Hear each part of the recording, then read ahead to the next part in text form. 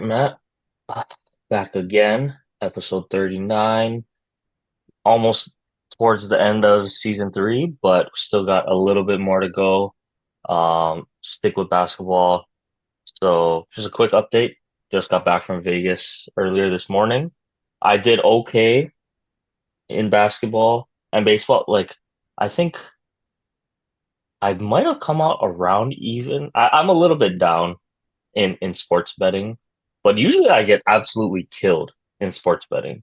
But I'm learning, don't do the egregious parlays, two team, two leg parlays, same game parlays. I came pretty close to some, but overall, I'm learning as a sports bettor when I do get the chance to go and actually do it. So, Did you so did you put $50 on the Dolphins winning the Super Bowl next year? now see, I didn't do any futures. I probably should have, but see, I was also getting killed on the table, so I'm like, dang, I kind of need to save my my money, so I can keep playing. But um, yeah, no futures for me. Maybe I'll have uh my dad put some in, but as of now, yeah, kind of I'm okay on the futures. We'll see. But yeah, basketball. So I did okay. But let's get into that first. So I mean, all the games or all the series left are looking like they're going to be fairly competitive, at least. Um, we'll start off with the Nuggets and the Wolves. So, kind of surprising after two games of looking bad, honestly, compared to the Minnesota defense at home. Denver then goes on the road and gets two wins, in Minnesota. Kind of surprising, especially we'll start with that game three. So Gobert gets back, and somehow, I don't know, the Denver offense finds its footing amongst that. So that was kind of interesting. I thought, um, I was hoping for a sweep, but I probably should have known better, right? That was really pushing it. See, I It's the said defending six. champs. Yeah, it's the defending champs.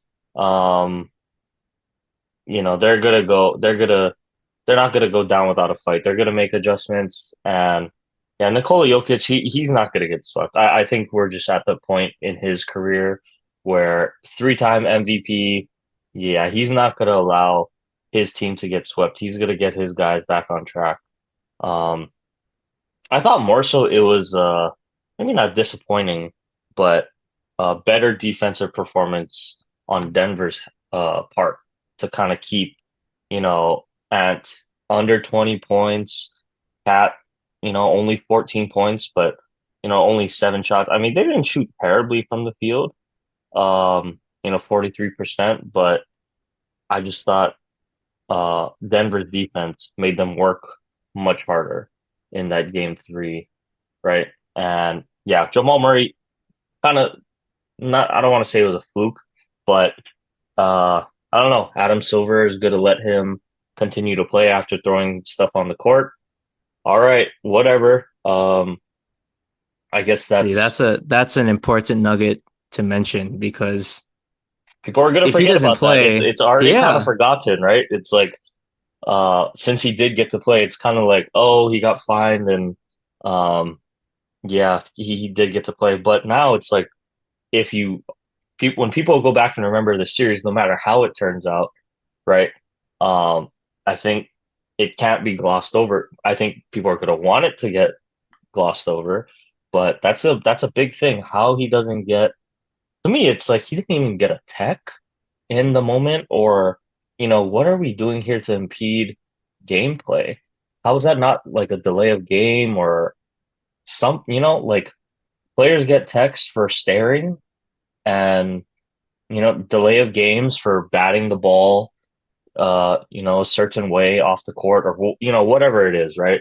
But we're gonna allow guys to throw on two occasions, right? The towel, which I guess wasn't as bad. It didn't make it to the floor, but the heat pack, like, there's no. I don't know how you excuse that. I guess the fine is great, but um, I don't know. To me, I was just Yeah, okay. We're gonna let him play. All right. I guess that's just that's just how we're gonna do it.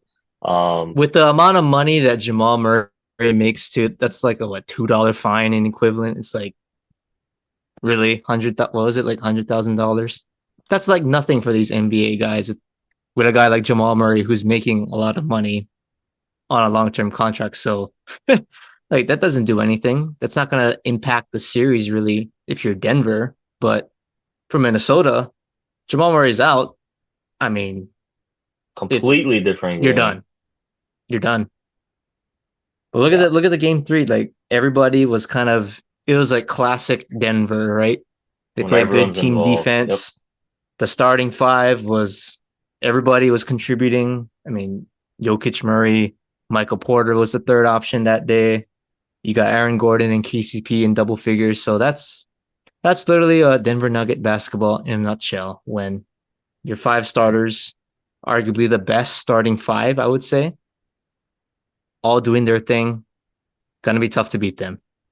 And Ant's not doing his thing. Yeah, I mean, sometimes you just gotta put it into simple context. Superstar struggles. The other team's five guys do pretty well. It's gonna be a long night if you're the underdogs in that sake. Yeah. So I mean, like I said, Jamal plays. He kind of finds his footing in this series. They get the win.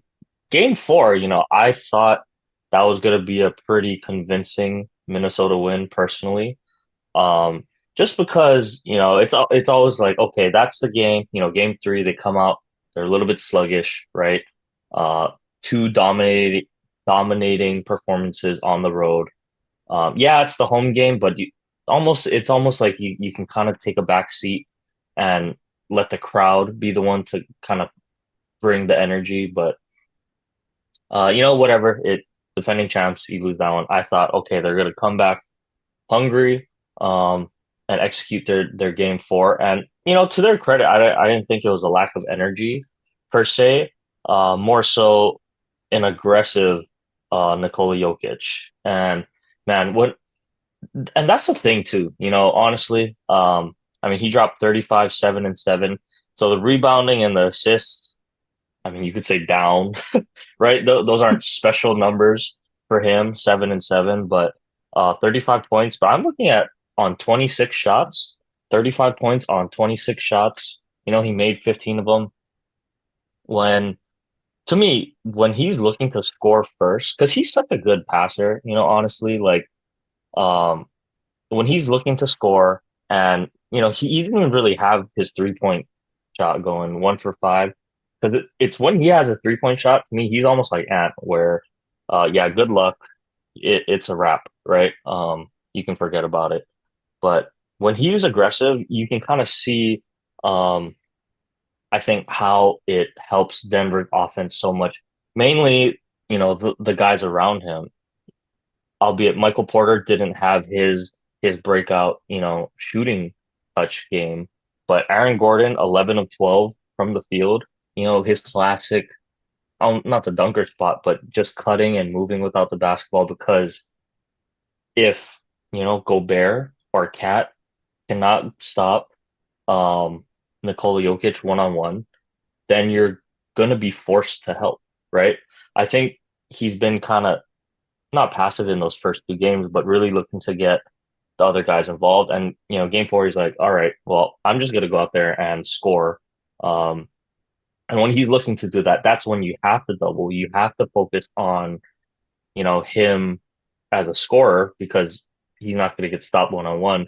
That's what's going to open up more so.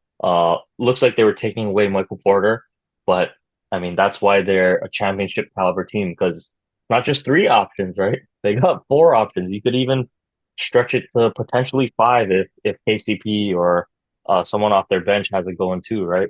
So I mean, Christian Brown, 11 points off the bench, Holiday, 10 points off the bench as well.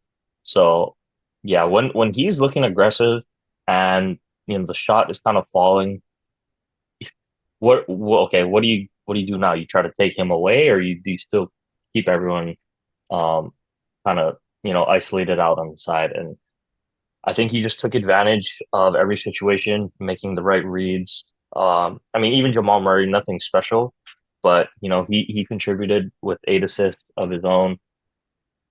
And ultimately, I don't think just Ant had enough help, right? I mean, he had 44 himself, but you're going to need a little bit more from Cat. I mean, 5 of 18 from the field.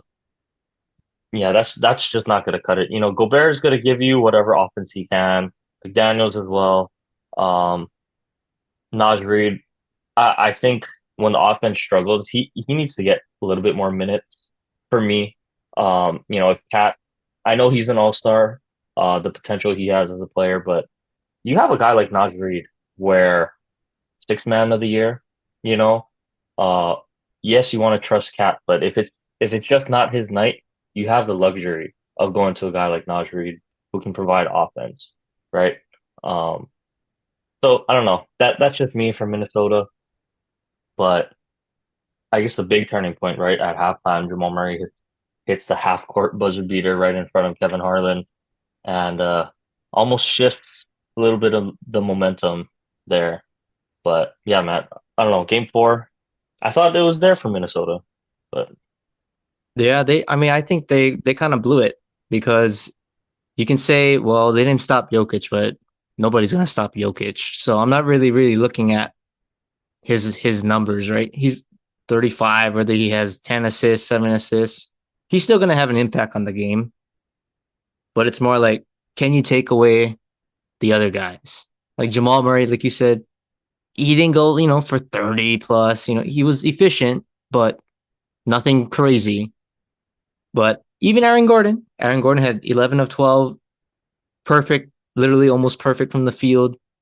But okay, Michael Porter was kind of a wash. He wasn't really a factor in this game. So you could say those two guys, in a way, canceled each other out. So I look more as Minnesota. When Ant goes crazy, that's a wasted opportunity, I think, because and I really look at Cat. I think that was the key for me. I think he's really the key to this series, really. If it's gonna go, say, Minnesota as a winning or coming out winning this series, or even at this point, staying competitive because Denver has all the momentum, Cat's got to be efficient. And you look at games one and games two, he was he was great. He was effective. He was efficient from the floor, active on defense, stayed out of foul trouble, which is a huge thing. But Cat, it's always a thing with him, right? He's always in foul trouble and he always has these stupid fouls, right? If you're big, you don't want to be getting called for reaching fouls, at half court or, trying to steal the ball, taking a 50-50 risk. You know, play as a big. If you're going to get fouled, foul them blocking a shot or inside the paint. And I think Cat has too many times. There was like 2 or 3 fouls he had. It wasn't in the paint. Some of them weren't even beyond the or outside the 3-point line either. So things like that. That's you got to be more disciplined, and that comes with experience in the playoffs, and especially against Nikola Jokic down low. But as long with Cat, the bench, I think that was where Minnesota was just dominating the first 2 games, right? Nikhil Alexander Walker coming in for Jaden McDaniels the first 2 games. It was like the same guy coming in, basically. Fresh legs. He was hitting some threes, but they're going to need that from him. Naz Reid, like you mentioned, sixth man of the year. It was 11 points, 5 of 6. Stats look good, but you watch the game, didn't really have that it factor like game one, where he kind of took over the fourth quarter, set the tone for the Timberwolves to kind of get through that first game. And then even in the second game, right, it was just the whole team was going well. So all those things, it adds up. But then the backbreaker, and you touched on it. Not only was it Jamal Murray's halftime, but it was the point swing, because Anthony Edwards has the ball with no time on the shot clock, and he takes a shot with 6 seconds left. First off, why are you not going down and winding it all the way to maybe 3 or 2 where you know you're going to get the last shot for sure because you don't want to go into the half. What are you down? I think they're down 10 or something at the time, 10 or 8. So that's the worst case scenario. You miss a shot halftime. You take the shot early, they get a dunk in transition. So that you're all rattled and flustered. And I don't know who it was inbounding the ball, just chucks it, 3/4 court. Jamal Murray intercepts it and just throws up a prayer. And then it goes in. But that's a potentially, you could say, 7 points, 8 point swing in a way, because you could make a shot, you're down 8. You end up going into the half, you're down 15 just because of a missed shot early by Ant and just that trickle effect, right? So if Denver is gonna do that, they're gonna win in 6. I mean, I should say if Minnesota is gonna do that, they're gonna lose in 6 because that's just you cannot do that against the Nuggets. That's like the Lakers, right? It's like the Los Angeles Timberwolves. That's what Twitter's calling them right now. Lakers, they play so well, and then there's like that little 4 or 5 minute stretch every game. It just falls apart for some reason. And in this case, it was a 7 second blunder that really I thought just made it tough for Minnesota to really claw back in. And they were hanging around, they were throwing their punches, but Denver is too good. Denver is too good. They're the defending champs for a reason. You have to play perfect basketball to beat this team. Even as Minnesota, I still think they can win this series. It's the best out of 3. It's not like, the sky's falling off, but they're going to need to play better and play smarter and more efficient, especially Cat. So it's going to be tough. I'm still sticking with Minnesota. Are you jumping off that bandwagon? No, I mean, I'm not. I still believe in this team just because, the defense for me, I think they're gonna make some kind of adjustment. And don't get me wrong, I think Aaron Gordon is a hell of a player. Do I see him going 11 of 12 again? No. I think, No. Minnesota, they've kind of seen the adjustments Denver has made. Um, I think they do go back and make some adjustments. But for me, yeah, I don't remember what I said before, but I think I'm leaning more towards a 7 game series now. Um, I still like Minnesota to come out ahead because I just think the depth that they have, it's going to be a war of attrition, and I think Minnesota is just going to have a little bit more from more of their guys. I think they need to go back to, and I'm not sure on the game 4. I didn't catch that, but go back to hounding Jamal Murray full court, right? Frustrate him defensively, and yeah, we'll see kind of how it goes. But I'm still leaning Minnesota in this series, so not hopping off the bandwagon just yet for Minnesota. But uh, okay, well that's one series in the West, Matt.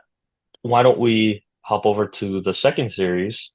Uh, Game 4 just concluded today, but now Denver and OKC knotted up back at 2 games apiece. Um, I believe we had uh, Dallas took Game 3, and then Thunder stole Game 4, kind of tonight from the Mavs. So go to that Game 3 first, right? It was kind of the PJ Washington coming out party. At least offensively, we know he's been a good defender in this series, but really stepped up the scoring efforts in that Game 3. 27 points and taking 23 shots. It's kind of interesting to see him in that regard, taking that many shots, right? Um, I mean, more shots than Luka and Kyrie. So they obviously feel confident in him, and they made him pay 5 of 12. Hey, you'll take that, from 3 from him. It seemed like in that Game 3 though, that was kind of the game plan. It's like, okay, let him shoot, and if he beats us, he beats us. And I mean, he hit enough, right? 5 of 12, just under 50%. So I'm sure Dallas was happy with that effort. Um, And yeah, just the defense I thought from Dallas this series, even going into today's game, I thought, you know, it's really funny how we hear, it's all Luka and Kyrie. We think we know what kind of game they want to play, offensive, focused, and it really is just the defense for me that's so impressive. PJ Washington, or Derek Jones Jr., Daniel Gafford, and Derek Lively, and even Tim Hardaway and Dante Exum or sorry, Josh Green, I should say, in their minutes, providing pretty good defense. Tim Hardaway, obviously, he's going to be in there more for offense, but just the length and the wings that Dallas has, you can really see that affect kind of this Thunder defense or this Thunder offense, I should say. But yeah, game three, Matt, I mean, really was just the PJ Washington game, first one at home for Dallas as well. Kind of stole the momentum, and I thought, oh, it might go, might be a little bit shorter, might be a 5 game series. Um, After what I saw there, since they stole one at home, but tonight's one. Well, did you want to say anything about game three besides Now we can the we can PJ move to game Washington four. stuff? Okay. It's the Yeah. fresh one. Yeah. So game four, obviously, yeah, just concluded. Um, yeah, I had the parlay that I put in right before I left Dallas. I had Dallas covering, so a little bit bummed that they didn't cover because as I was kind of checking in most of the way, seemed like they had a pretty firm grip on the game. Really was the defense though. I mean, I think they had like 13 blocks or something like that. Ridiculous.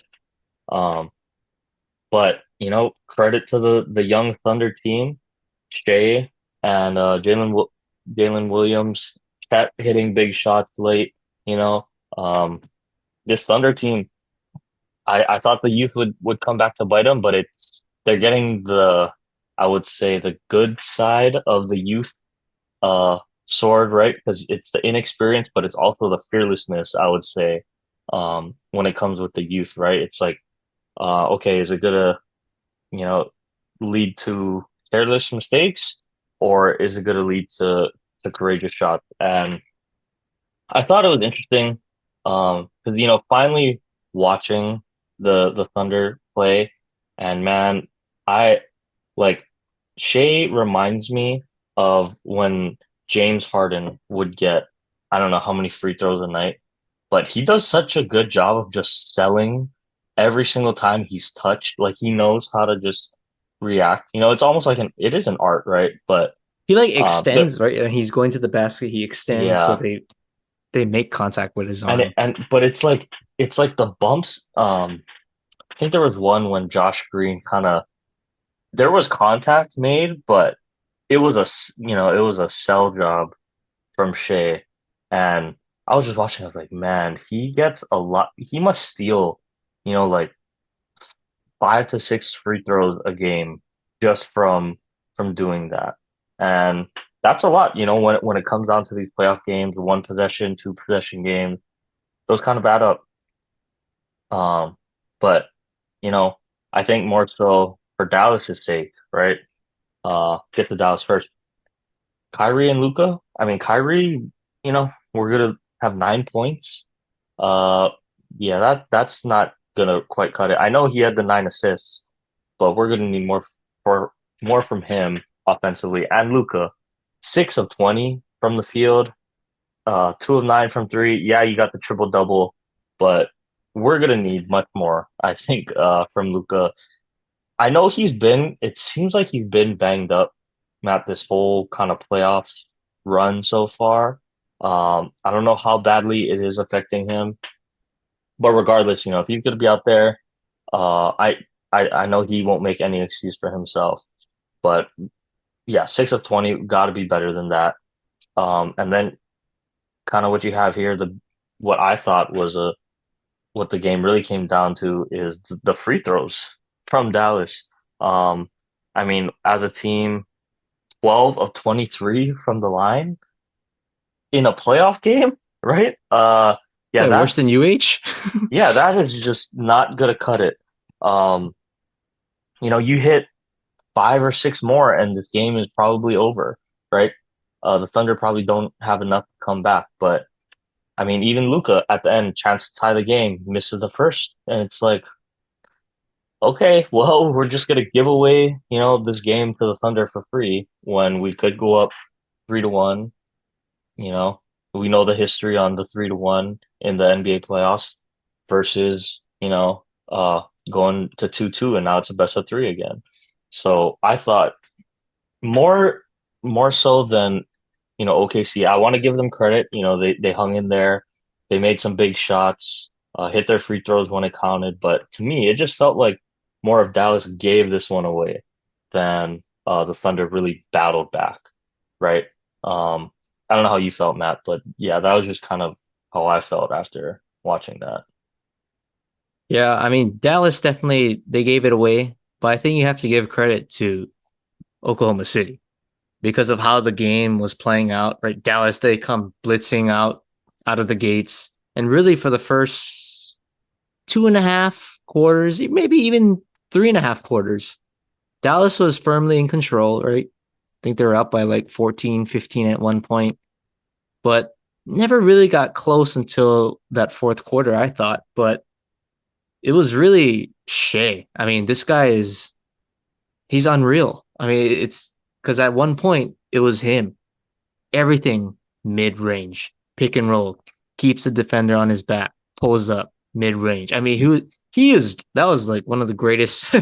I don't watch the Thunder a lot, so I'm like you, right? I only watch LeBron or the Lakers, but man, watching Shea, that was that was something. I mean, he took one 3-pointer the entire game, but he had 27 shots, and maybe like 20 of them were from the mid range. I mean, he was just lethal from there. So, and I think it goes back to Dallas. I mean, they came out hot, but then that's where they kind of allowed OKC to come back. Was they went absolutely cold. Kyrie obviously didn't do so well. Luka was very inefficient. But I'm gonna give credit to the Thunder, and I think Lou Dort deserves some credit because he's the primary defender on Luka, and he's a little undersized, but he's a tough, scrappy guy. I mean, he's not Jaden McDaniels with the body, but the toughness, he's gonna be physical with you, and I think that's gonna wear and tear on a guy like Luka because one, he's injured. So I think that's just gonna hamper him. You wear him down, right? Fourth quarter, that was all the difference. I mean, Luka had a chance to tie it. Like you said, he missed the first free throw that he had. So, those little things, right? Just picking up a guy 94 feet, making them, earn every single point on every single possession. That matters late in the game. So I think you got to give credit to Lou Dort and his defense. But Oklahoma City, they have, I wouldn't say a deep team, but they're young, but they got nice pieces around Shea. I still don't know if this team can win the finals just because I need to see more from somebody else consistently. Like Chet is great. I think Chet is a perfect fit for this team, but is he going to be a guy that's going to score 28 points a game? Probably not. So you're going to need Jalen Williams, Josh Giddey, even Lou Dort. He's got to give you stuff offensively that's consistent. But, for this game, since Dallas was just not hitting anything, it paid off for them. Jalen Williams had the worst shooting game, but you know what? He made it 2 or 3 shots down in the stretch of crunch time that were huge. So sometimes you just got to look at it. You got to make the shots when it counts. OKC did that. Dallas did not. But I'm still going to stick with Dallas in this series. We both said Dallas beginning of the series. I'll still stick with Dallas in 7. I think that was my original pick because I just cannot see Kyrie Irving and Luka Doncic playing that bad. They just can't play that bad.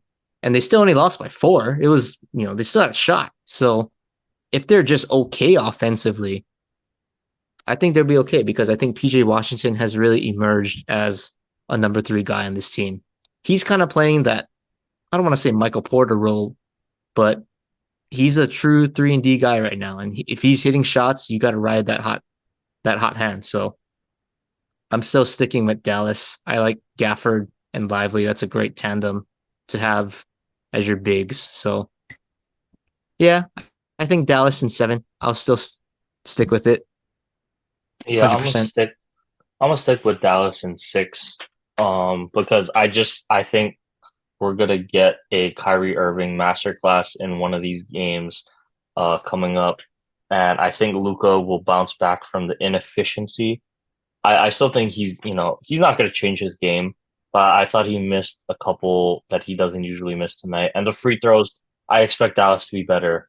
Um, like I said, with the free throws and everything moving forward. I just like what I see from their defense too much right now to waver in my pick because I thought, they played a great game defensively, just couldn't hit the clutch shots as much when it counted. So to me, this was okay. They gave this one away. I still like Dallas in 6 moving forward. Dallas in 6. Wow. Yeah. Yep. Still sticking with that. I think they win the next two, kind of close it out. But okay. Well, let's move on to the Eastern Conference here, Matt. We'll start off with the Celtics and the Cavs. So probably I don't want to say the least entertaining series. That's not fair, but I will say now, especially with Donovan Mitchell being out and Jared Allen was out as well, it's it's the star power isn't quite there for Cleveland, unfortunately, versus this Celtics team, right? But yeah, game three, after the Celtics kind of looked pretty shabby in game two, came back with, authority and kind of said, hey, we're the 1 seed for a reason. We saw that. We saw, I believe it was Jaylen Brown. Yeah, he really had a good game. Um, Jason Tatum, 33. Yeah, that the superstars showed up for Boston when it counted. And you can see with this team, when those two guys got it going and you can get really pick your poison. Drew Holiday, Derek White. What if, someone steps up and provides offense as well? You can see why this is such a juggernaut and a team that's so feared out of the East, right, Matt? So yeah, game three, I thought, okay, well, that's a typical Celtics bounce back game. Today was what I was looking forward to, but obviously without Donovan Mitchell, I mean, I That just was don't a think. surprising injury too. Like there was nothing from the previous game that was mentioned like, oh, he was hurt. Like he was great in game 3. And then all of a sudden it's like Woj tweets, oh, he's out for game 4. It's like, well, okay, well, there goes that game. But I guess that Cleveland made it interesting. Yeah, and he made it interesting. Or they made it interesting, I should say.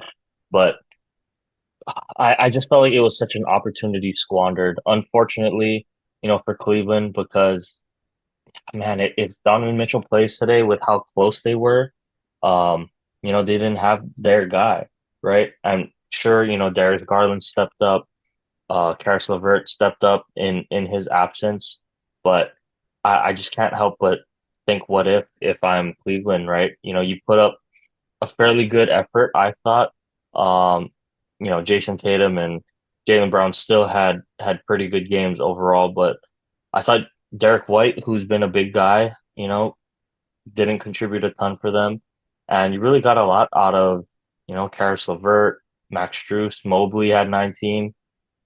It just seemed like, oh man, if they just had, you know, Donovan Mitchell out there tonight, it's a completely different game, and he can give you some of those points and buckets that you really need against the Celtics team. So just an unfortunate situation for Cleveland that moving forward, I think we'll have to see. I believe he is listed as day to day. The other one for me though, I mean Jared Allen, he's a big loss. Huge, It seems like huge loss. he's out right for is it the rest of the playoff? Um See, I thought like going into the series, he was like questionable, and I thought he was like actually had a chance to play. That's why I think I don't know if it was you, but I know I said he's going to be an X factor in this series if he plays because no Kristaps Porzingis for the Celtics. So with him and Mobley, they can control the paint, and that's a huge advantage to have. But with Allen out, and then you got Al Horford, right? He can stretch you, so you take Mobley away from the paint a little bit, kind of opens up the driving lanes for Jaylen Brown, Jason Tatum. So huge loss, I think. So I don't know what was going on with that injury, but I mean, I don't think he's going to come back at this rate. Maybe Mitchell has Yeah, a better chance, I think. yeah, it doesn't sound like it. I don't know. That is such a huge loss though for them, especially with Porzingis, right? He's out for a like he's gonna miss a significant amount of time, right? He's missing Um, this series. I think if they advance, then I think they said that he might have a shot to come back in the Eastern Conference Finals. But for sure, this series he's not coming back. So yeah. that's why it was a golden opportunity. Yeah. So I I don't want to say it's over just yet for Cleveland, but I think if Donovan Mitchell does not come back, um, it's over. I'll just say it, Yeah. right? Even if he come like I think he needs to come back in game five. Because if you get the Celtics, if they have a 3-1 series lead. Oh, sorry, it's already 3-1, right? What am I talking about? Hmm. Yeah, if he doesn't come back this next one, I think we can just wrap it up, especially in Boston, already proven to be the hardest place to play.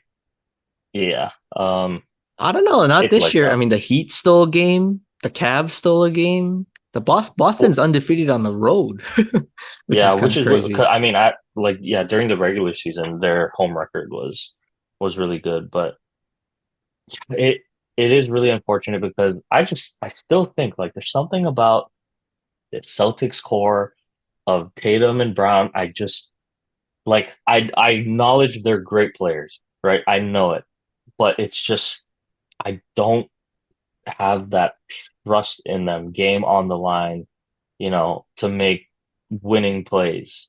And I'm gonna need them to convince me otherwise against, one of these top teams.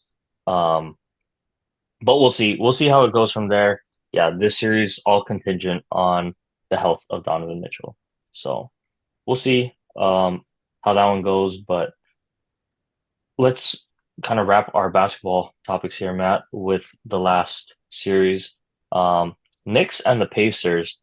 So it seems like we've had a couple instances now where the 2-0 to a 2-2 series, right? Hmm. So I mean, I kind of expected Indiana to bounce back in that game three just because, you can only, especially with a team like them, they play so fast. They can feed off their crowd's energy. I thought, okay, they'll bounce back in game three, but really, I thought, man, the Knicks were right there for another chance at the end to kind of, steal another game. But, Nemhard hits the crazy three to pretty much put it away. And then I believe, yeah, it was Neesmith, who had a couple big buckets as well, even though, Tyrese was just scorching uh, in the first half. But with all that being said, the Knicks they just somehow found a way to stay right in it.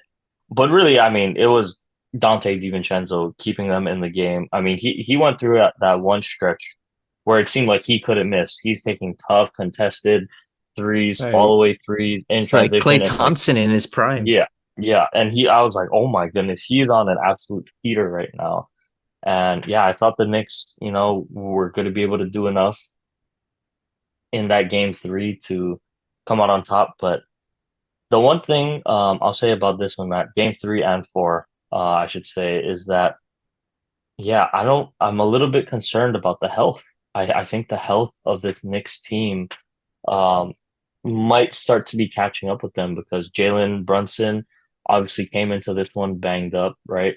And you could tell he just didn't quite have that same level of, I don't know if it's burst or athleticism, coming up short on a lot of his shots that he usually makes. Um, and I think we take it for granted because he makes some tough shots look really easy on a consistent basis, especially within like 15 feet, fall away, uh, like fall away to the right, the fadeaway in the mid range. It's just so consistent for him. And I thought he missed a bunch of those in that game three that we're just not really accustomed to seeing. So I don't know if the foot is a factor that much or, you know, just didn't have it on that night. But yeah, with that game three, huge win for Indiana. Kind of feels like snapped some of their, bad momentum and got the ball rolling forward because in game four they came out, they just stomped the Knicks, right? It wasn't competitive at all. Didn't seem like the Knicks just really had anything going, energy wise, um, basketball wise. I mean, yeah. Like you have here though, Matt. Want to ask you, is it finally the wear and tear starting to show from the Villanova Knicks? They played so many minutes up until this point. Maybe it's finally catching up with them. I don't know.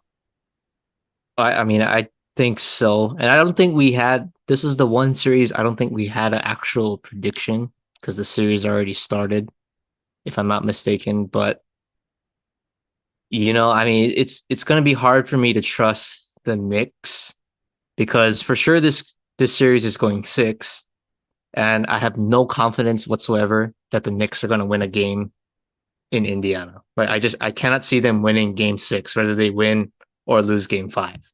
So say they win game five, then you game six, you go into game seven, right? Grueling on your body. And oh, by the way, I think the huge loss in this one, OG Anunoby got hurt in game two. Not doesn't play game three and game four. I don't know what his status is, but Mitchell Robinson's out. Bogdanovich is out. I think people forget about him. They acquired him at the trade deadline, I think. So huge loss. Obviously, 3-point shooter, a wing. It's time to put on the siren, I guess, in New York because yeah, Jalen Brunson, you mentioned it, he's nicked up, but I don't know. I think Indiana might have found something because I think in game three, instead of having Nemhard guard him, I think they have Naismith now. He's the primary defender. So he's a little bit longer, he's a little bit bigger. So obviously Brunson naturally on the shorter side in terms of guards. So I think the length is a problem for him, and he's really having to work harder for his shots. And then if the other guys aren't hitting anything, well, just forget it, right? I mean, we saw game four, nobody had it going really, so yeah, you're not gonna win like that. DiVincenzo's plus minus was minus 40. Yeah, that was not a good sign right there. But I don't know if I'm Tibbs. I think the advantage for the Pacers is obviously their bench. You got Obi Toppin, TJ McConnell. Those two guys are just balling out right now. And then Isaiah Jackson. So you got three solid guys. Who are you going to trust that's going to give these guys or your starters like meaningful minutes? And I'm looking at their bench. I think Alec Burks has to play more. Kind of been in the league a little bit, but hasn't been getting a lot of playing time. But he got some garbage time minutes. He did have 20 points last game. I think he's someone that you might need to consider giving minutes for Josh Hart, for DiVincenzo, because they look gassed. And I think there was a picture of Josh Hart like in the middle of the game. He was like, it wasn't even like the fourth quarter. He was like hands on his knees. Like he was just gassed, totally gassed. And he played 24 minutes in game four, which is actually pretty good. It's like a day off for the for the Knicks standards. So I think they need to find depth. I know they're missing a lot of pieces, but with what you got to figure out something because you can't just throw out Brunson, DiVincenzo, and have them play 48 minutes. I think the Pacers are a little bit too deep. And when they get in that fatigue, that fatigue factor starts to kick in, the Pacers are deeper right now. So I don't know. I think it's trouble for the Knicks. I think the Pacers come away with this one either in 6 or 7. Yeah, it's hard because I think, sounds like OG is going to be out for game five, but something about the Knicks, man. I haven't lost my faith in them. I think they come out in seven. It's going to look like, I think it's going to be a battle the rest of the way, but I think that New York crowd is going to help them out a lot. And hey, Josh Hart got the most reps he's ever gotten in game four. So maybe he's going to come back fresh. I mean, because it was a blowout, right? They just pulled him, but Yeah, they got a I day think off. I think they come in with energy. They realize how much this next game is, and I trust them in close games. Maybe the most in out of any of these teams remaining so far, just because they show up consistently. They make the play, they make the shot, extra effort, rebounding, offensive rebounding, the 50-50 balls. Seems like they just come out ahead. So I think that, yeah, if they can somehow manage this game five without OG, with him coming back in 6 and 7, hopefully for them, I think the Knicks pull it out in seven. So I'll lean with the Knicks on this one, Matt. But yeah, the injuries are going to be huge, I think, to see who plays and who doesn't play moving forward.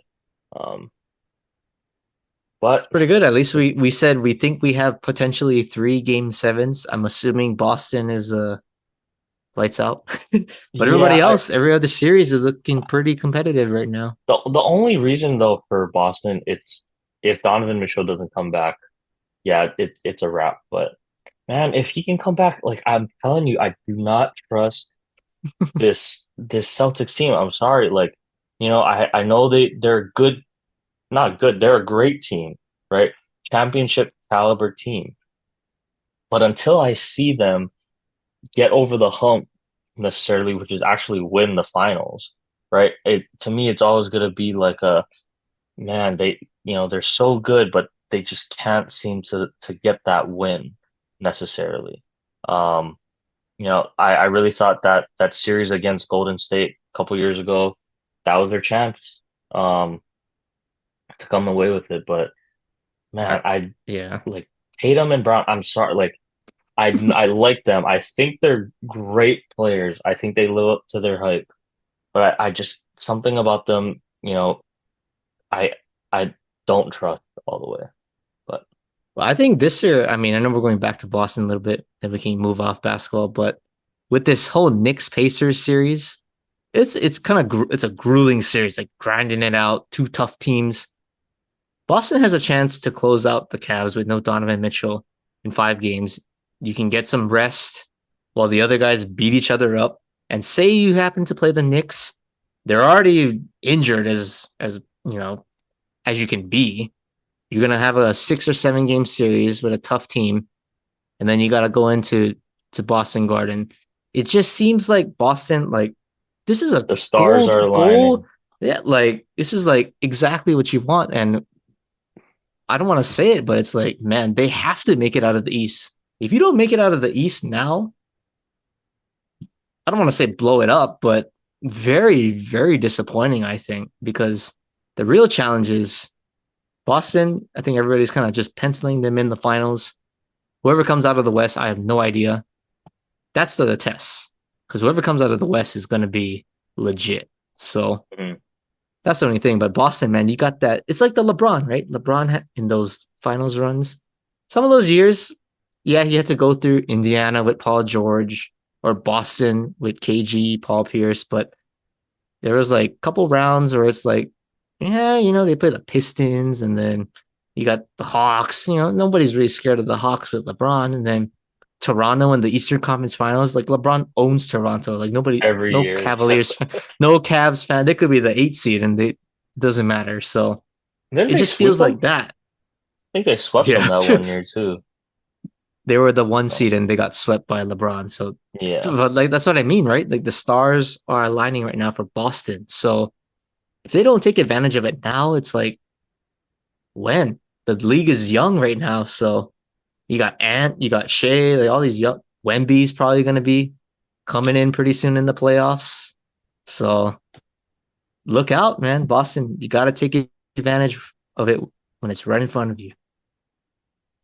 Yeah. Well, we'll see how it kind of stands out the rest of the way, Matt. We'll definitely be back with updates next week on basketball. But for now, before we get into baseball, a little bit of NFL news. Jared Goff signing a 4-year, $212 million extension today with the Detroit Lions. And yeah, it a little bit surprising maybe to some. I like Jared Goff as a quarterback. I think he's a solid guy. I was telling you before, he's almost like the bare minimum you want out of a franchise, quote unquote, franchise quarterback, right? You put enough decent pieces around him, he'll consistently get you to the playoffs. And I think, with Jared Goff, he's proven that, just looking back at his track record with LA and then, kind of helping in this rebuild process in Detroit that, they're kind of at the top of the NFC North now. So good for Jared Goff. I think they continue to build that culture and winning ways in Detroit, and he's the guy for the job there. Whether he's the top tier echelon guy, yeah, we can debate that. But the reason we do want to bring this up is because we both have quarterbacks on our teams that are kind of in this salary, not purgatory, but negotiation purgatory where it's like, okay, um, both Dak and Tua, you could probably argue, right, in that same tier, if you want to put it, as Jared Goff, where, okay, they're not going to be, Mahomes, they're not going to be Lamar, right? But are they going to be in kind of that second tier of, or wherever you want to put it, second or third tier of solid, NFL caliber quarterbacks with the potential, you surround them with weapons like Tua to put up outstanding numbers every single year, or is it going to be a waste of money? And that's kind of the thing with these guys. It's now that Goff has got his, does that mean Tua's going to get 50 plus mil a year? Is that why it's been taking so long? Uh, you know, his contract or his 5th year option is up after this year. So sounds like they're leaning on paying him, but we'll have to see there. And then for your guy, Dak, also on his last year of his, it was a 5-year extension, 4 or 5 year extension, For uh, 4-year extension, which at the time already made waves, right? When he signed that one for the amount of money he was getting, and now here we are 4 years later, and the consensus is still kind of out on Dak, amongst I would say probably the coaching in the front office as well as the Dallas Cowboy fan base. I know you're not a huge Dak guy per se, but you know, I don't think he's the worst guy you could have had, at the helm for you. But is he the guy moving forward? That is still a highly debated question. I know in Cowboys Nation, some people feel like he is, some people feel like he isn't. I don't know, Matt. Does this it's a little bit scary, I think, for looking forward to seeing what this Jared Goff contract is going to mean now for quarterback moving forward. well, I think it's more scary for me, not necessarily for your team, because I feel like Tua, I think he's in a different like category in terms of Dak. Like Dak, people forget, and they're gonna forget about it. The dude was second in the MVP voting last year. You could make a case he could have won. So, like, if Jared Goff is getting 50, what is he getting? Like 53? It's come out to like that. 52, I think. Yeah, 53, I think. Okay, so if I'm Dak, I'm thinking 55, 660 at this point. With the way that the front office and the Cowboys are and they treat him, I don't think he's going to ask for anything less than 60, honestly. Because I think Joe Burrow has the highest average annual salary, with was it 55 million a year. So I think Dak would have to break that. But this goes back to the terrible ownership of the Cowboys. I hear Stephen Jones saying, "Oh, we can't sign guys. We're trying to save our money." Well, obviously, you're doing something wrong because why are all these other teams able to sign multiple guys to long-term extensions? You're trying to fluff around like, "Oh, we can't sign everybody at one time." Clearly, the Lions can. They just signed Penny Sewell, Amon-Ra St. Brown, over $100+ million for 4 years for both of them, and then you go sign Jared Goff today.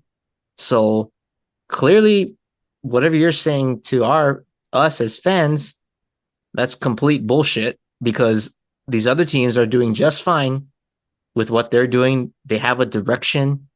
We have no direction, but it starts with Dak. It's like you keep telling us he's our guy. He's our guy. Why are you waiting? If he's our guy, just like you have to have a direction. If you're gonna say well, he's gonna test free agency, if that's the plan, okay, so be it. But don't keep telling us he's our guy and you're waiting and waiting and waiting, and you're gonna get guys like Jared Goff, Tua, right? These guys are all gonna sign eventually. That's gonna put Dak's price even higher. So if you're trying to save money, wouldn't you want to pay them now so you lock in their rate so you don't have to pay a higher average annual value going forward? Like, I don't know. That's just me. That's just me. And you got to pay Micah, you got to pay CD. So don't you want to lock these guys up now? Amon-Ra sign. He's kind of setting the threshold. Like I don't know. Nick Bosa signed last year.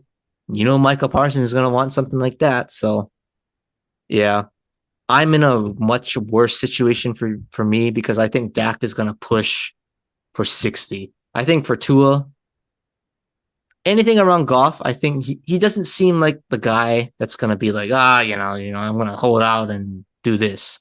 I think with the amount of injuries he's had in his playing career, going from college, if he gets anywhere near Jared Goff's deal, I think he'll sign with no question. So yeah, I don't know what's going on behind the scenes with that negotiation, but that's my prediction. I think Tua's somewhere around Goff, and then Dak with the relationship with Jerry and how they've kind of treated him, you could say he's gonna ask for 60. There's no way now, especially with the Goff signing. Yeah. We're so screwed. We're so screwed. Um, well, I don't know. I think Tool will probably get a little bit more than Goff, honestly. Um, just I think he's probably earned that, but he's gonna have to deliver because yeah, this Miami team is built to win now. Um, and yeah, sorry about the Dak thing. Personally though, the one thing I'll give you, Matt, is okay, let's say Dak plays hardball, right? And he wants his 60 million or whatever. Do you think other teams across the league are gonna be willing to pay that kind of money to get Dak Prescott? He's what, third in his early 30s now, I believe at this point. It's like, okay, I think you have a little bit more leverage with this one compared to the last one because that last contract, I think Dak would still say, "Hey, I'm still a young quarterback. I can still go to a lot of these teams, build with a system." But now he's almost at the point where it's like, if he doesn't sign, a franchise deal with Dallas, does he become kind of like the Kirk Cousins situation where he's gonna just be a 2 year, at a time guy, until he really proves himself. But I don't know. I'd still take Dak over Kirk personally, right? So. Well, Yeah, I I think think, you're a little bit yeah. stuck. You're a little bit stuck with Dak now, um, as a Cowboys franchise. If you really want to keep winning, I don't think there's a lot of guys you're gonna bring in at this point, honestly, that are better than Dak.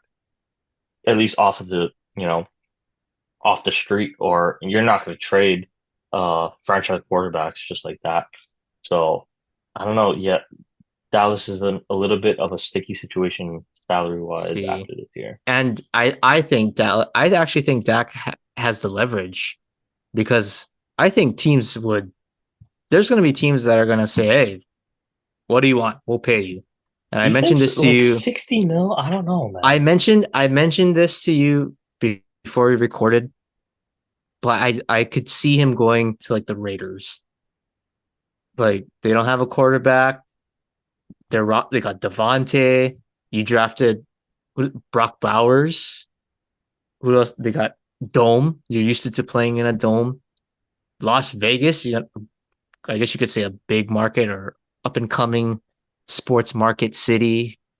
Tom Brady is your owner. You can say so. There's a lot of things that scream Raiders to me as a potential fit. Just because I'm thinking off the top of my head, who's stuck in this like QB like purgatory in terms of like you don't have a true franchise guy on your roster.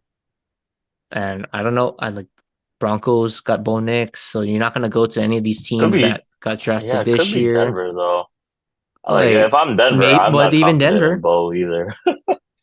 but you're not gonna give up on one guy. So That's then that true. means we would get Bo Nix, like like a sign. I don't know if a sign and trade works. I don't know how that would work out, but I don't think you would give up on a quarterback you draft in the first round after year one. Maybe the Panthers. I don't know, but like something like that. But I think there's teams out there that would say, yeah, we got a proven quarterback that's, you know, been in the league a long time, won a lot of games, has a couple playoff victories, I guess. People will sign up for that. So I think Dak has the leverage, and that's the scary thing. It's like Jerry's just he's playing with fire right now. You keep telling Cowboy Nation, Dak's our guy, Dak's our guy. We're gonna keep Dak.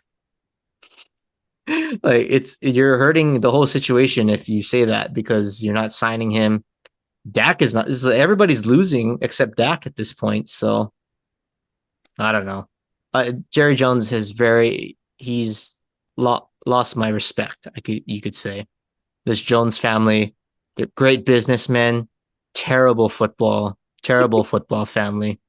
So I'm just that's why. Have Hey, you you guys noticed I've been won the kind of quiet? division. You won the division. So I haven't seen a conference championship game since I've been alive. Like, just let me see something.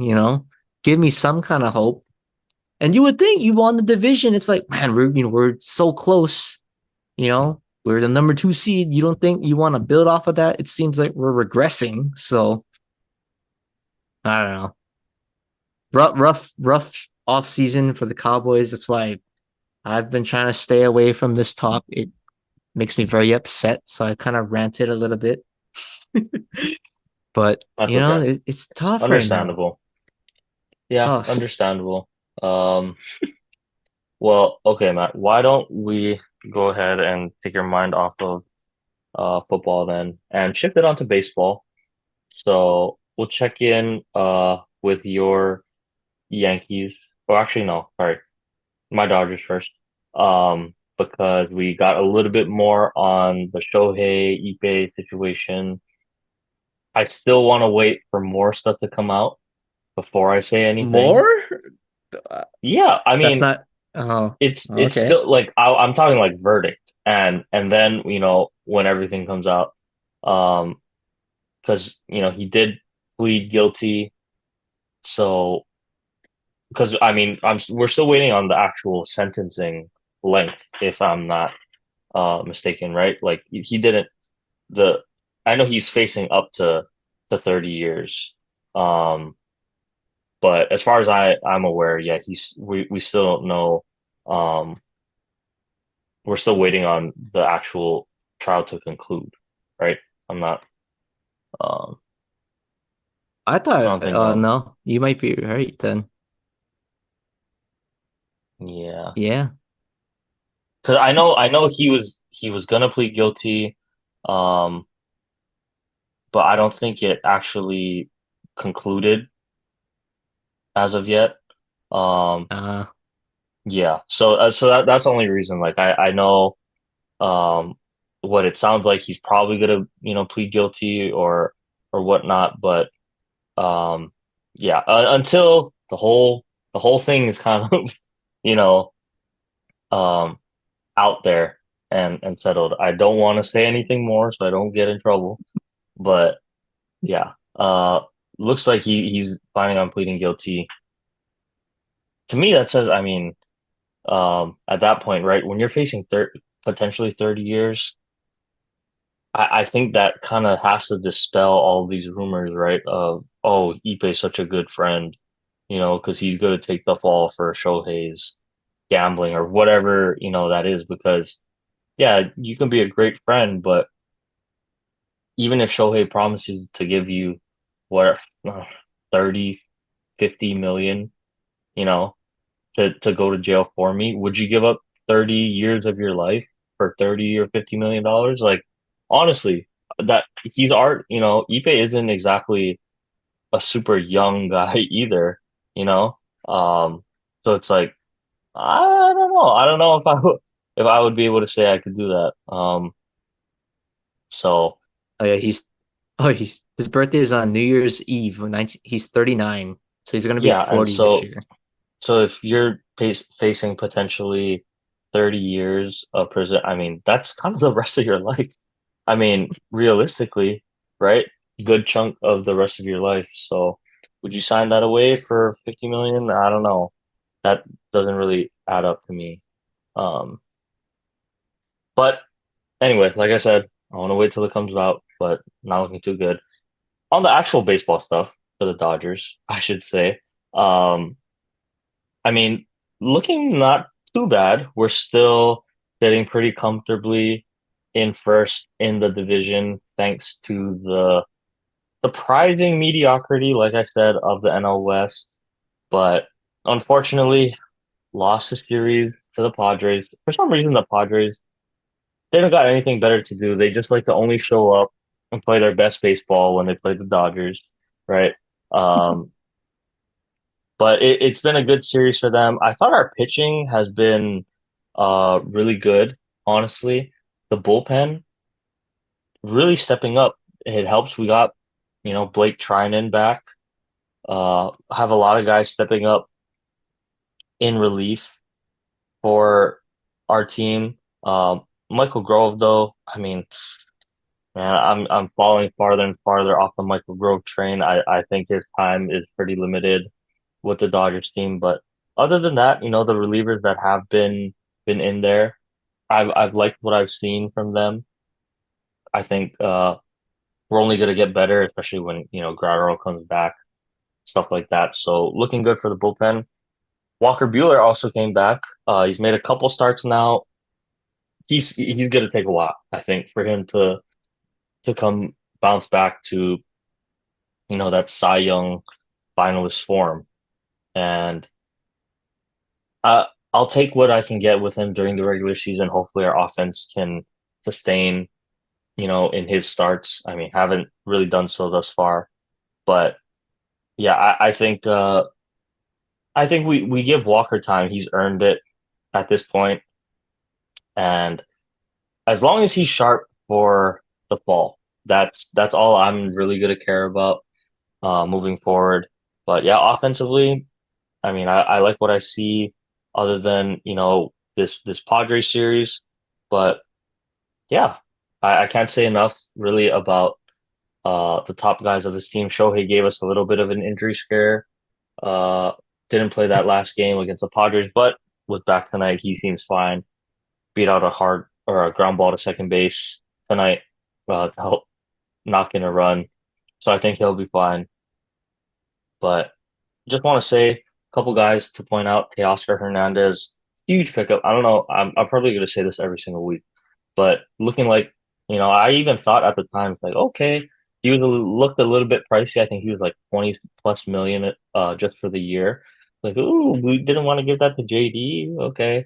But okay, I was proven wrong, right? He's been hitting outstanding for us and in clutch situations too. And he seems like he's vibing with the team, which is the best part. He seems like he's getting along with everyone. They're having a good time with him around. So got a shout out to him. And then Max Muncy, not so much for the bat, but his defense, I think, has stepped up greatly thus far this year, compared to last year at third base. Game, winning turn double play today. Um, and then he had a diving catch the other day in the Padres series. Um, helped, stop some runs from scoring there. So Max Muncy, the work he's been putting, I think has paid off, kind of solidified himself now at third base. I think, he looks the most comfortable there. He should stay in that position. Um, and yeah, moving forward, I mean, I still can't really complain, you know. Uh, we're sitting at 28 wins now, and you know, only one game or 1.5 games back of Philly for the best record in the league. Um, yeah, I'm feeling pretty good. Feeling pretty good about the Dodgers. So, um, I don't know. Yankees though, Matt. How are you feeling about the Yankees? Still not bad. The record's still pretty good, but how are you feeling? No, we're playing pretty good ball right now. Not like you. Oh, we got a 6.5 game division lead. Just every other division is just close right now. Then there's the NL West, 6.5 games up. Oh, we're playing In all in right. Like May. In May. you have the nerve to say that. Terrible, ungrateful. But Yankees wise, it's a tough division. It's gonna go down to the very end, I think, with whether it's Baltimore, New York, Tampa, I don't know. Every team in that division, I think, is still in it. But right now we're playing good. And I think we're winning series. That's the main thing. We won 10 out of our first 13 series. Well, one of them was a split, so we've lost two series so far. One of them was huge though, actually both of them because it was AL East teams. But you come out, you play the Astros at home, obviously the history, but you win 2 out of 3 against them, had a chance for the sweep.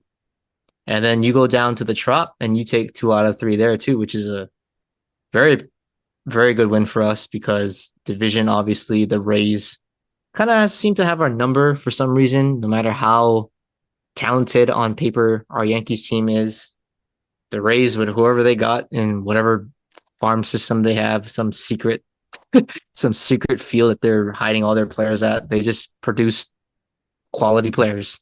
Not big name players, but they come to play. So it was a good series win.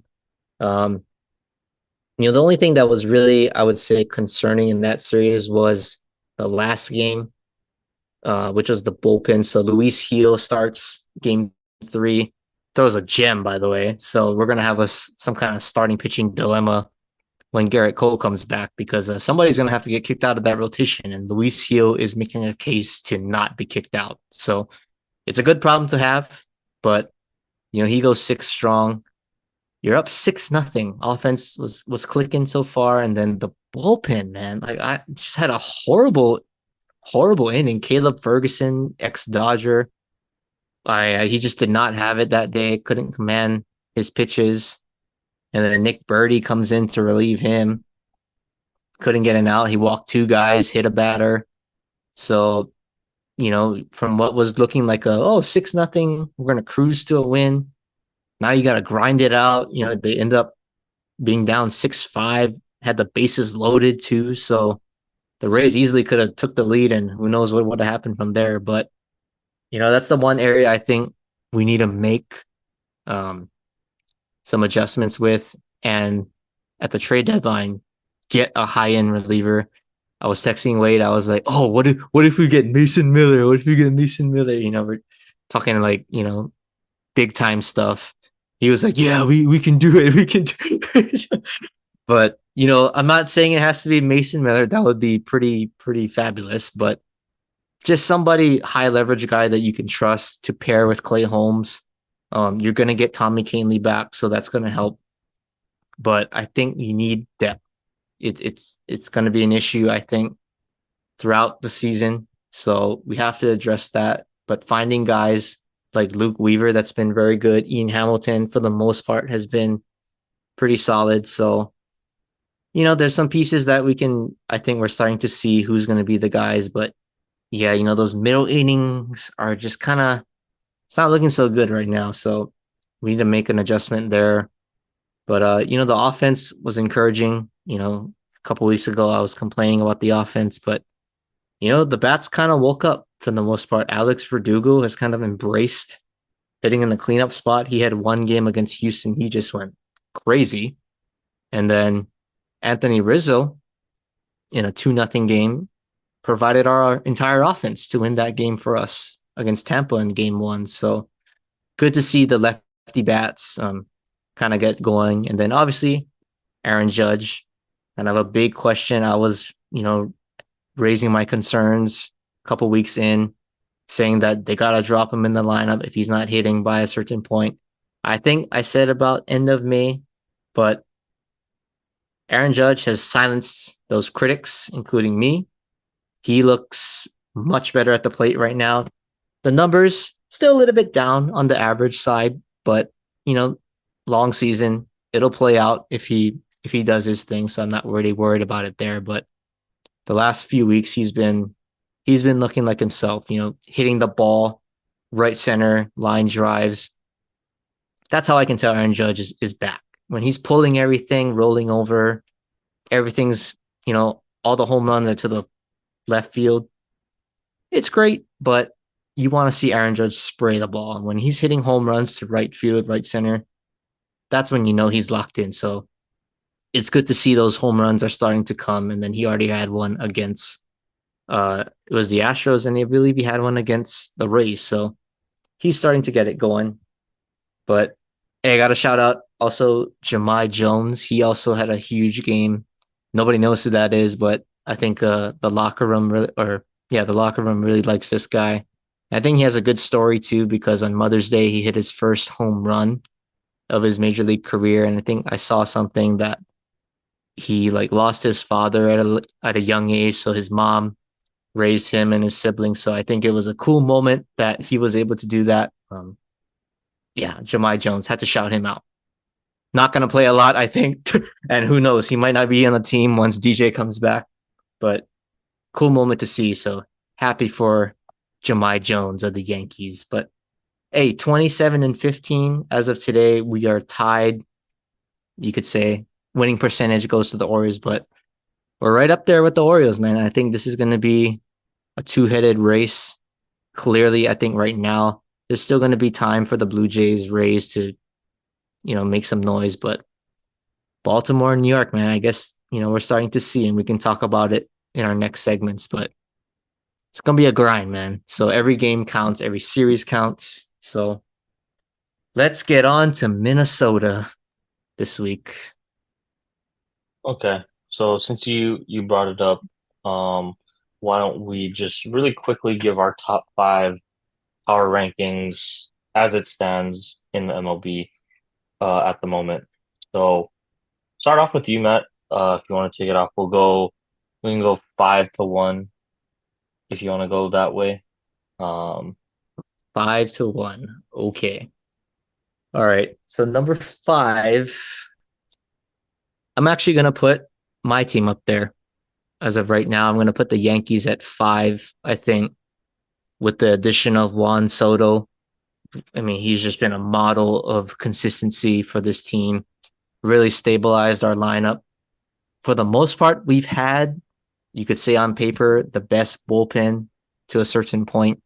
Some shaky gray areas, but starting pitching has held up. Rodon's kind of doing his thing a little bit, so that's scary for the league.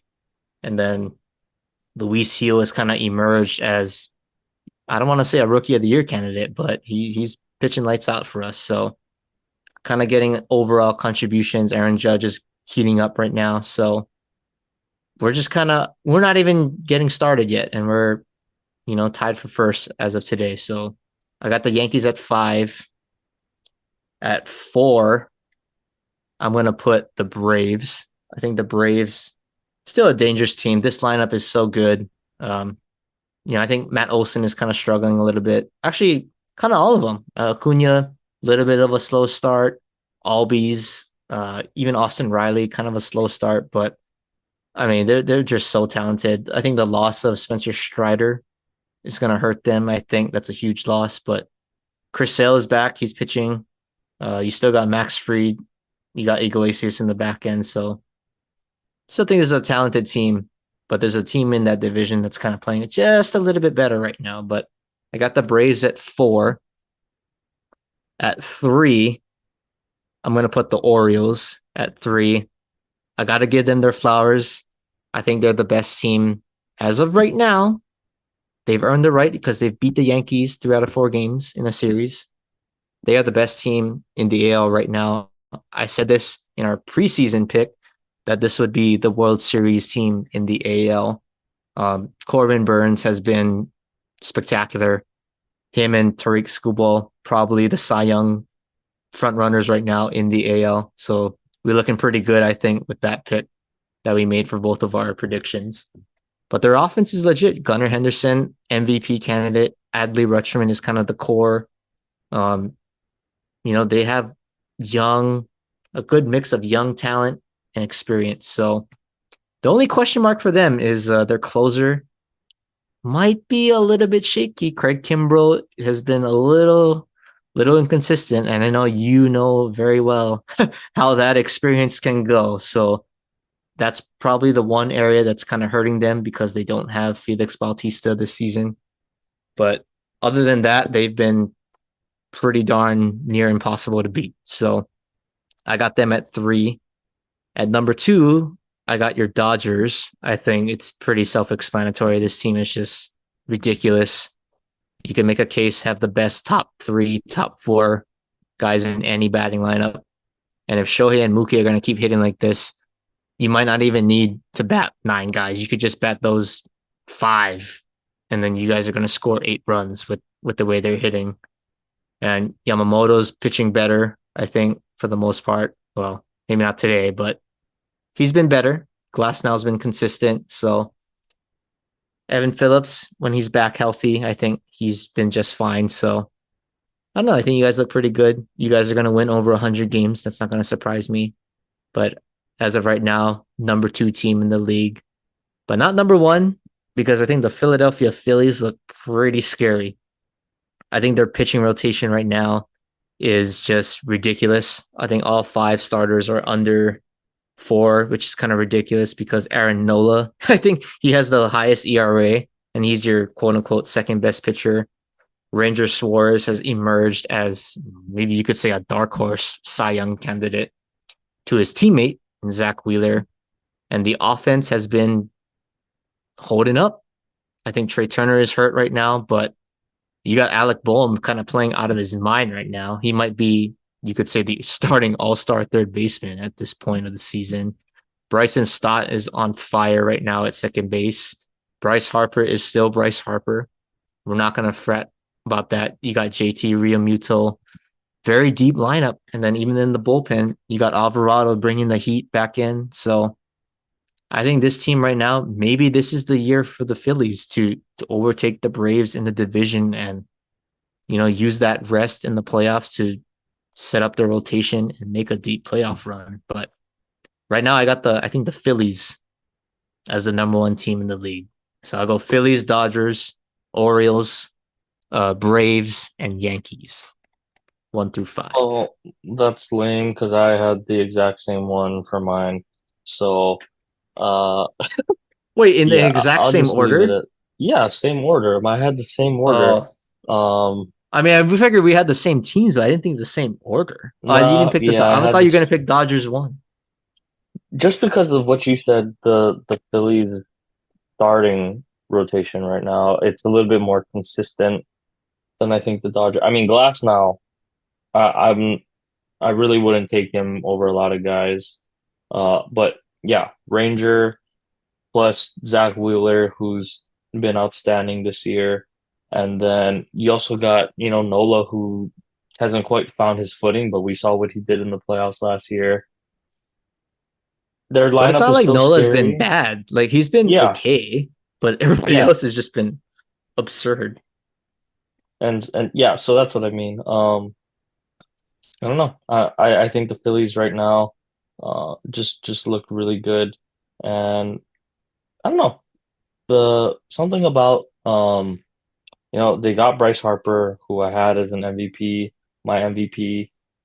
he's putting up the numbers right now. But Bohm and Stott, those guys,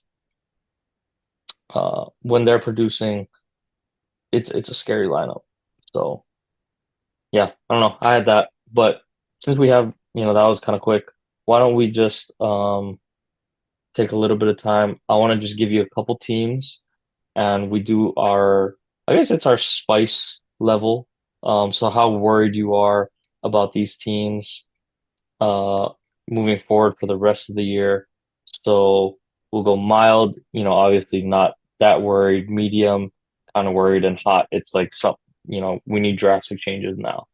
So I'll just run through a couple of the teams that got to start off with the most surprising one at this point. Houston.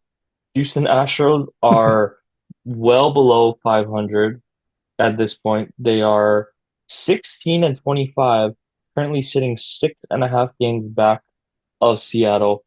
They're in fourth place in the division, only 1.5 games up on the Angels for the worst record in that division. Um, so yeah, Matt, Houston, where are we at? This brings me so much joy that we're having this topic because I hope they lose every single game for the rest of the season. But in all seriousness, you have to be a little bit concerned, but it's more, I would say, more on the like in between a mild and a medium because of the timing of the season. If this was, you could say August, it might be a very high spice level, prediction. But with the early, it's mid-May, teams get off to slow starts.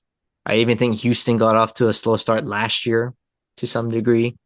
So it's not the end of the world, but there is some concern because the pitching hasn't been the same. I think that's when what's been so dominant for Houston. It's their offense is still hitting. Like Altuve is doing good.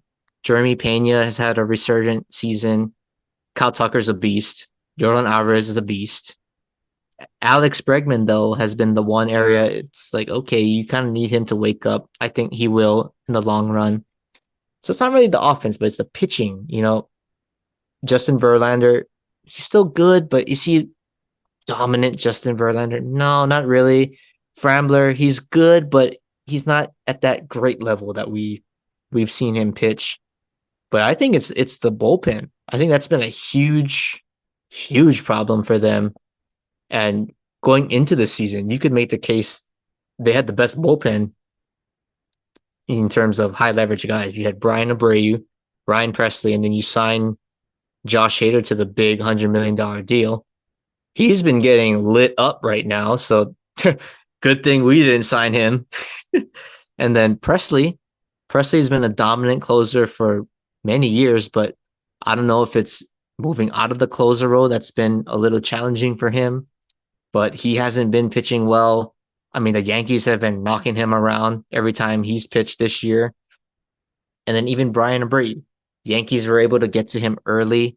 Juan Soto, so they don't have that fear factor. So I think that's an area of concern. Christian Javier is still not back.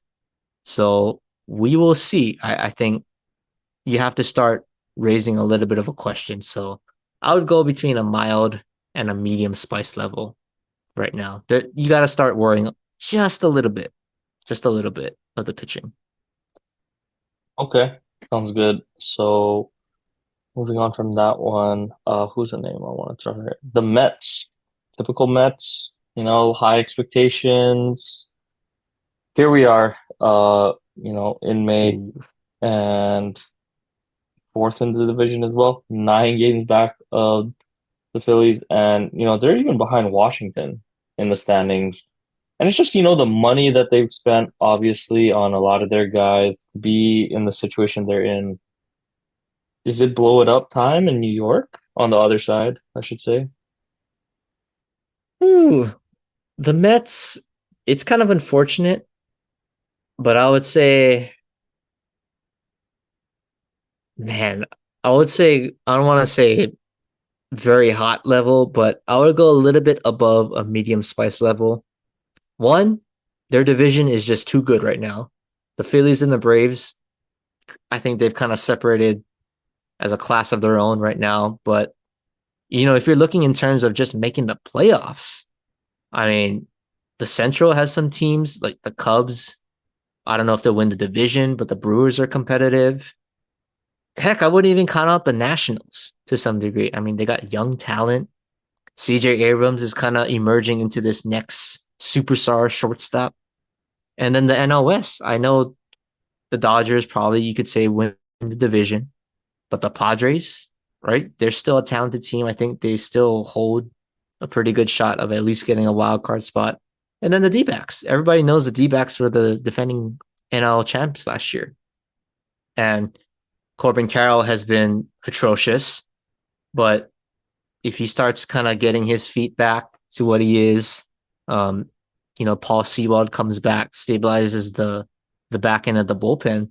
I think Arizona is going to be like last year. I think they might not sneak up on teams, but healthy, they're going to make a push late in the season. I just don't see the Mets having that firepower, and even in their rotation, like Edwin Diaz is great, but you still got to have the lead for him to come in, right? You got to get the lead to get Edwin Diaz in the game, and I'm not really sold on the bullpen and even the lineup. Like does the lineup intimidate you if you're going in as a pitcher and a pitching staff?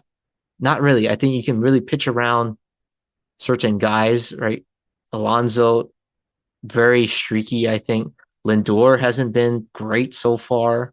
Brandon Nimble, he's another one. He's either really good or really bad. So, yeah, I don't know. I think the pitching is going to let them down. And obviously, they don't have Verlander, no Scherzer. Kodai Senga is on the 60-day IL. So, I don't even know who they're throwing out at this point. So, I'm a little worried if I'm a Mets fan. And that also brings me joy because you'll never overtake the Yankees. You guys are the Clippers. You guys are the Clippers of New York. So, Dang, it's that's kind all of I got to harsh, say. but yeah, a little bit true. Hey, it's Um, true. I don't care if you guys got a new owner. That's like Steve Ballmer, but you're never going to overtake Lakerland. In this case, you're not going to overtake the Pinstripes in the Bronx. Sorry. okay. And then real quick, last one, since you did mention them, World Series runner-up, Arizona Diamondbacks. They are sitting at 2 games under 500 at the moment. Um, I know you don't follow them too much, but off of a World Series run, a lot of youth too, right? So stuff to build on. That I thought, hey, Arizona is going to be the ones we're going to be contending with next year. But I'll say it is still early in the season. We're only about 40 plus ish games into the season now, and I don't know. To me, I would be a little bit concerned if I'm Arizona just because of how they ended last year and the youth that they had, and it's just not quite translating for other guys, especially Corbin Carroll, who, yeah, a little bit concerning struggle that he's been having after such a good year last year. Um, I don't know how. What do you think about Arizona? Nothing to worry about. uh, is it like a hangover, World Series hangover, championship Yeah. hangover? Kind of seems to be a thing in sports now these days. I don't know if I'll go as high as the Mets. I would say a medium. I would say a medium for this team. Like different from the Astros, because the Astros, like, they're struggling, but they've You earned you the know, right. yeah, that's true. Like seven straight ALCSs. Like they've won two World Series. Should have been one, but they've won at a consistent. For the past decade, you can give them a little bit of slack. But Arizona, are they a fluke? Was it a 1 year wonder? Like they kind of have to prove that. But like you said, and I kind of even touched on it, it all starts with Corbin Carroll. Like if your best, I say this in every sport, you will not win unless your best players show up. They have to play it well, and it's baseball is different, right? You're not going to go 4 for 4 every single game. But Corbin Carroll has had a pretty rough start to the season, even worse than Aaron Judge. Um, so if he's the table setter of the lineup, I mean he's a difference maker because if he gets on base, I don't want to say it's an automatic steal, but good chance that he's going to be in scoring position with no outs. And then you got Marte, you got Christian Walker, you got Jock batting third now. So you got all these guys that can drive in runs. He's the table setter. And I think, if he continues to struggle, that might be a cause for concern. But I think a lot of these guys, like Corbin Carroll, even Gabby Moreno, the catcher, I thought he was going to have a breakout year because of how he played in the postseason. The guy was batting third for the Diamondbacks. He was absolutely raking against the Dodgers last year and really throughout the Mhm. last postseason. But another guy, slow start. Paul Sewald was the big acquisition for them. Closer, injured. So, there's some things to be a little bit concerned about for Diamondbacks fans, especially, and it's unfortunate, but the big bad Dodgers are there, and it's like, they're putting the division away pretty early. So if you're gonna contend with the wild card, that's hard because you got all these different teams, they're all bunched up. So, I don't want to see you have to be perfect because it's still May, but you're gonna have some ground to make up. And if it's not June, July, you better start picking up the pace. So Yep. I'll give them a medium. I'll give them a medium, like you said. Okay. All right. Sounds good, Matt. Thanks for doing that. So, okay. Well, we hit everything I think we wanted to cover today. So, foolish fool, Matt. Who is our foolish fool of the week? All right. Foolish fool of the week is both of us, yours truly, because we're two dumb basketball analysts that said Denver is cooked after 2 games. We both said Yeah. that. I was a little nicer. I said, nah, Minnesota in 6 for sure. Like for sure Yeah. 6.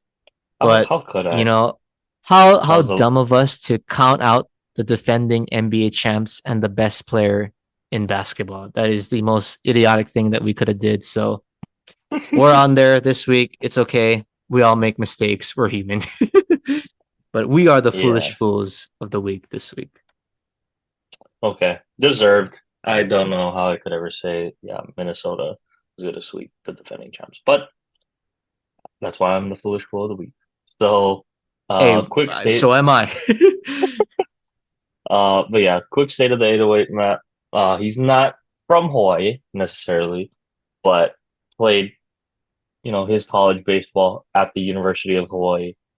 Josh Rojas, now with the Seattle Mariners, was with the Diamondbacks for a while.